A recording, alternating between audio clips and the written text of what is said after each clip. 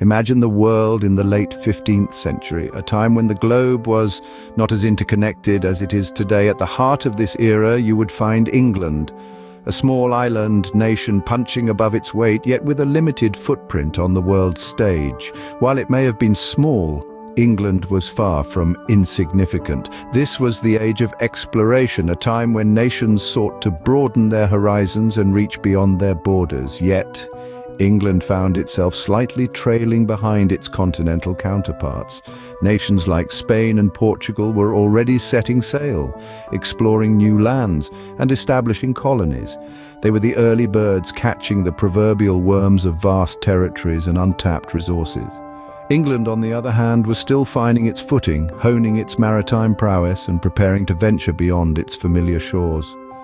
Little did the world know, as the 16th century dawned, England was about to make its mark on the world. The 16th century marked the beginning of England's journey to empire. A pivotal figure in this period was Queen Elizabeth I. Her reign, known as the Elizabethan era, was a time of significant societal and political change. It was under her rule that England began to establish its first colonies in the Americas, a move that would set the stage for the later rise of the British Empire. One of the key events during Elizabeth's reign was the defeat of the Spanish Armada in 1588. This was a turning point, marking England's emergence as a formidable sea power. With this newfound strength, England was able to secure its nascent colonies and expand its influence overseas. The 16th century was a time of exploration, ambition, and strategic maneuvering. It was during this period that the seeds of the British Empire were sown. By the end of the 16th century, England had begun to establish its presence in the New World. The 17th and 18th centuries saw England transitioning from a peripheral player to a global powerhouse. This period was marked by a rapid expansion of English colonies, particularly in North America and the Caribbean. England established thriving colonies that became economic powerhouses, producing vast quantities of tobacco, sugar, and cotton. These products, shipped back to England, fueled the growth of the English economy and paved the way for England's rise to global prominence. At the same time, England was making inroads in the East. The English established trading posts in India, dealing in spices, textiles, and precious stones. This was the beginning of what would become a centuries-long relationship, with India eventually becoming the jewel in the crown of the British Empire. The African continent, too, was part of this expansion. England acquired territories and established trading posts along the West African coast, dealing primarily in gold, ivory, and unfortunately in slaves. A critical moment in this period was the Act of Union in 1707. This political maneuver united England and Scotland into a single entity known as Great Britain. The Act of Union created a larger, stronger entity that was better able to compete on the global stage.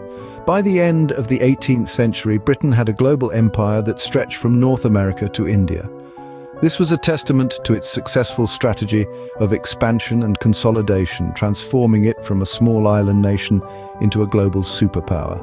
The 19th century, often called Britain's imperial century, saw the empire reach its zenith. As the century unfolded, the British Empire spread its influence far and wide, leaving indelible marks on the pages of history. In the heart of Asia, British rule in India flourished. The British Raj, as it was known, was not merely an exercise in political control, but a profound reshaping of the subcontinent's cultural, economic, and social landscape. The British introduced Western education, legal systems, and infrastructure, forever changing the face of India. Simultaneously, on the other side of the world, the British were planting their flags in the untouched soils of Australia and New Zealand. These far-flung lands were colonized, their vast resources tapped into, and their indigenous populations forever altered by the influx of British settlers.